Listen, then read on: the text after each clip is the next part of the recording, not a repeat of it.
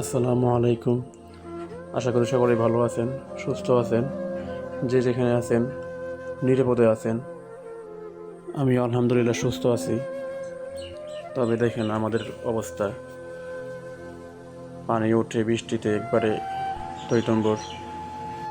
আমার অনেক স্বাদের বাগান বৃষ্টির পানিতে তলিয়ে গেছে। তাও আলহামদুলিল্লাহ ভালো আছি, সুস্থ আছি।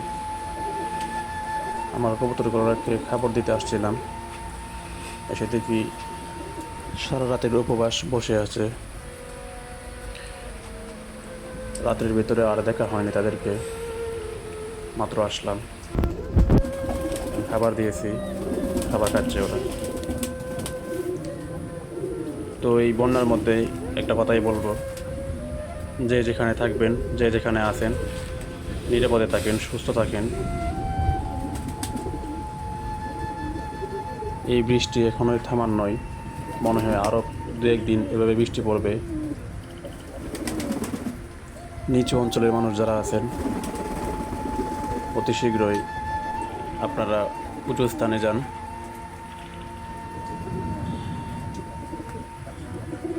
বৃষ্টির পানিতে যেন বন্যা না হয়ে যায়, সবাই মিলে সেই দোয়াই করি। আল্লাহ পাক আমাদেরকে সুস্থ সবল রাখুক। রাতের বেলা বারবার ইচ্ছা করছিল কবুতরগুলোকে দেখে আসি, কিন্তু বৃষ্টির কারণে সময় হয় নাই,